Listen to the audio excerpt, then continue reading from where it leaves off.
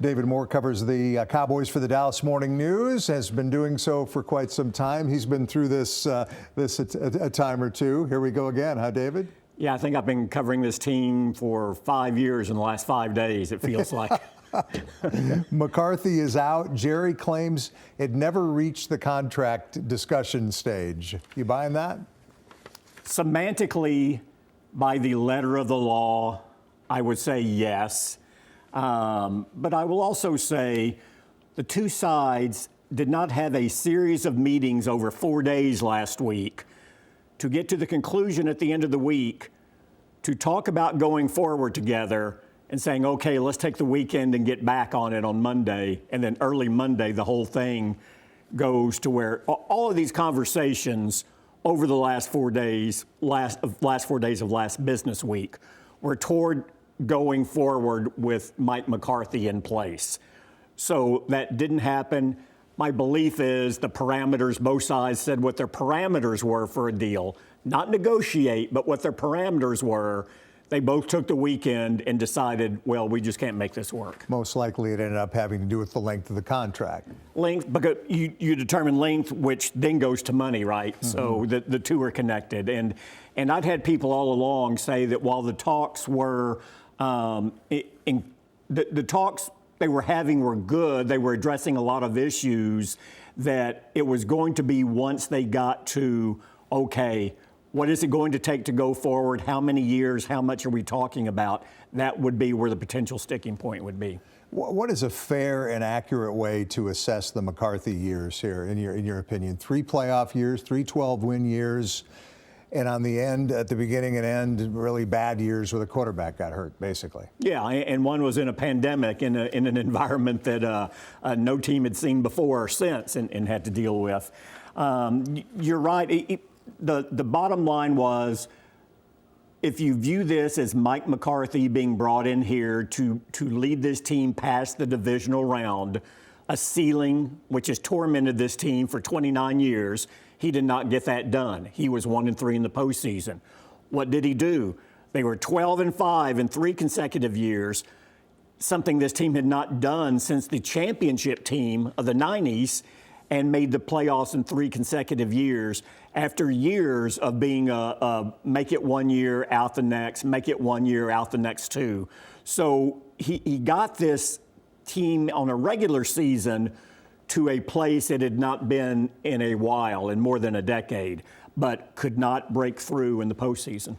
We're going to talk about potential candidates to come in here in our next segment, but how about Mike McCarthy's next move? I know you are reporting that he will interview with the Bears. Yeah, the Bears requested permission last week, which I believe accelerated the conversations between him and Jerry Jones. He was denied permission. Dallas denied it last week. Dallas actually has his exclusive negotiating rights through midnight Tuesday. I'm told Wednesday morning Mike McCarthy is interviewing, will be in Chicago for the interview. And I don't think, we were talking about Mike McCarthy and what he did and didn't do.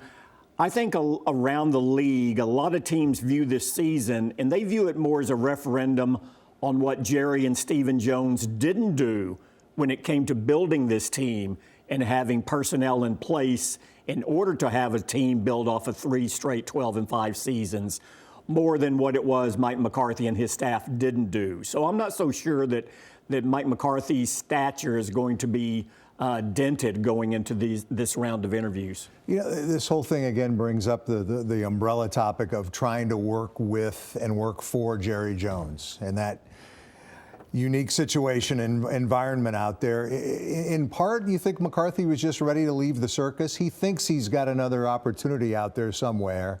And maybe it came down to negotiations, but maybe part of it was, hey, there's so much stuff to deal with here. I want to coach football. Yeah, I think I don't want to build this on the back end to say because he's interviewing in Chicago, he was ready to go.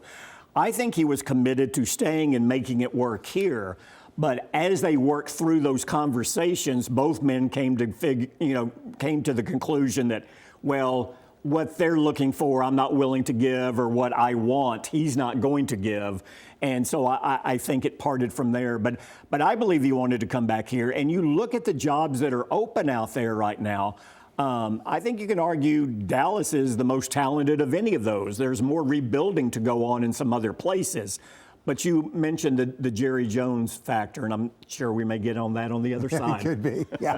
One quick thing before we do go to break here. It is worth noting that Mike McCarthy has a new agent and a high-powered agent. And I think it's interesting. I'm not saying McCarthy doesn't deserve the praise he's getting from a lot of national outlets, but I think a lot of that coincided with this new guy going to work for him and getting the word out there and reminding some good folks in the media of just how much Mike McCarthy has accomplished. And you could see a slight change in Mike McCarthy's tone, too, I think, at the podium as he began to sell himself a little more and remind people that, hey, I've done some things in this industry. So you're saying you see some breadcrumbs that have been dropped? Whatever. I don't know. Just a little bit, yeah.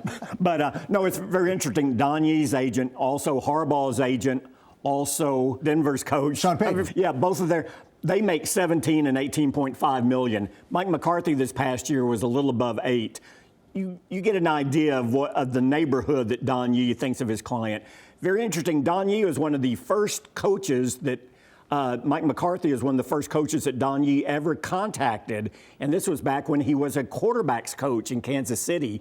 Mike never hired him at any point until going into this season when he was in the final year of his deal. All right. Good agent makes a difference, so I hear. We'll continue with David Moore. Let's explore this. Can we explore this element a little bit? Where will Jerry look for a new coach, you may ask? We'll toss that around, some of those names with David coming up.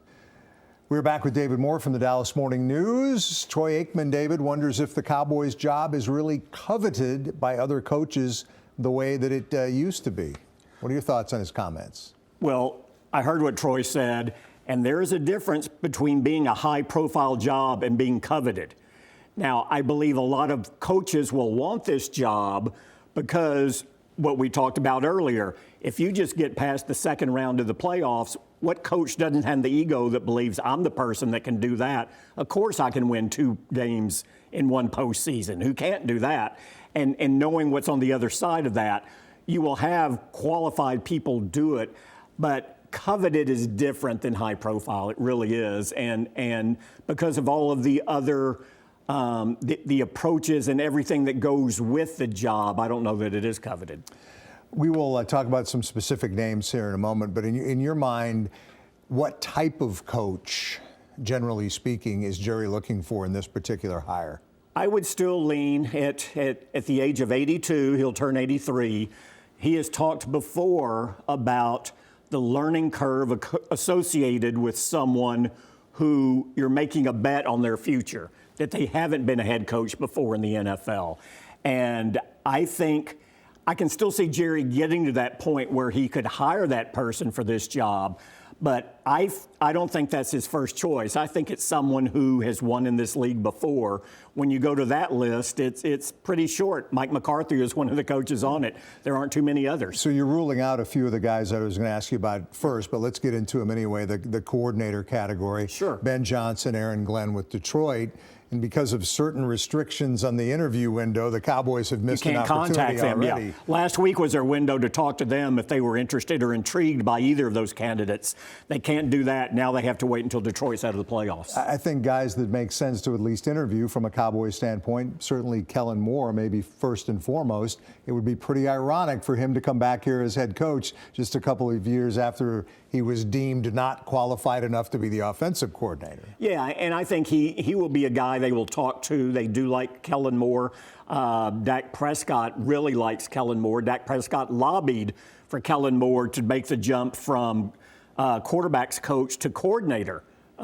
So there's a strong bond there. But I don't know if I would put him as the leading candidate going in by any means. It's funny, I listen to the Pigskin panel every Wednesday morning on the ticket, and you were on there. I have to question the kind of life I have.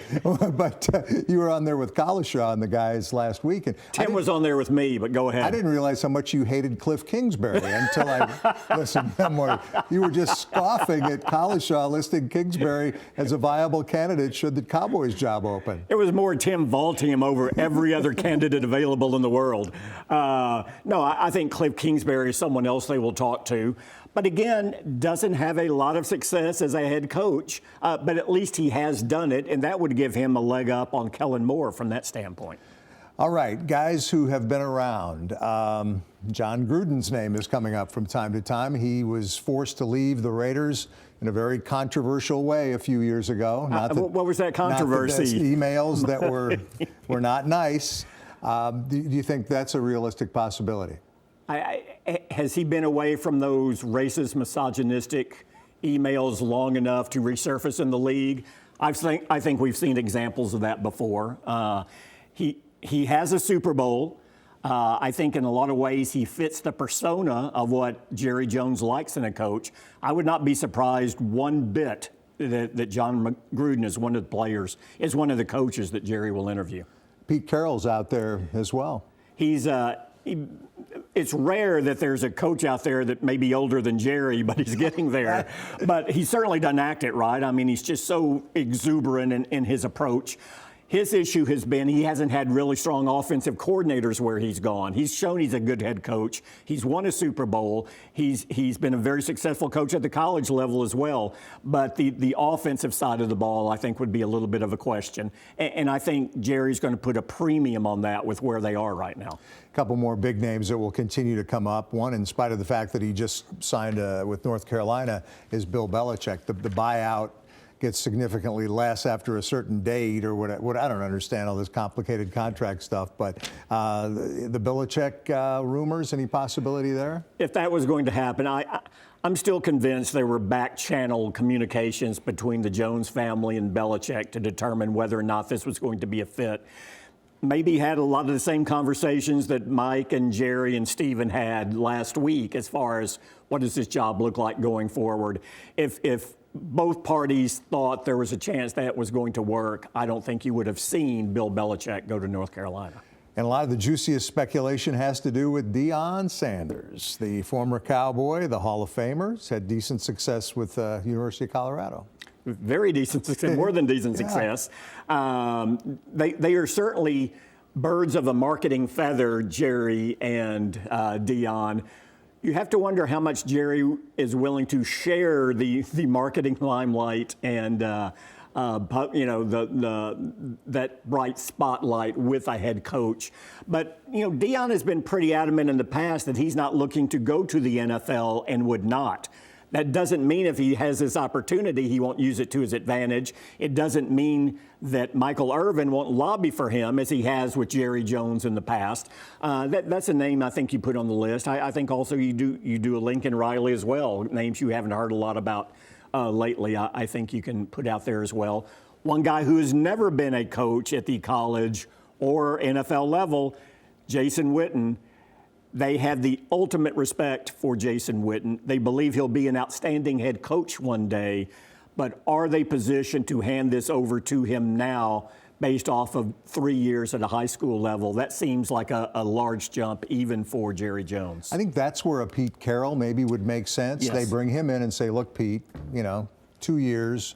Yeah. You're gonna have Witten waiting in the wings, much the way Jason Garrett was with Wade Phillips, although Wade didn't really know that when he was hired. But well, and Jason was hired before Wade came in, so if he did know it, he should have. Yeah. But this would need to be more of a collaborative effort, right? And this is this is why I never completely ruled out the Belichick talk, because when you're getting a coach at that level, at that age, I think you can convince them, look, Jason Witten isn't a threat to you, but this guy loves the game. He's going to be the ultimate soldier for you. If you have any doubts about Jason Witten, ask Bill Parcells what he thinks about Jason Witten. Ask any coach he's ever been with what they think of him.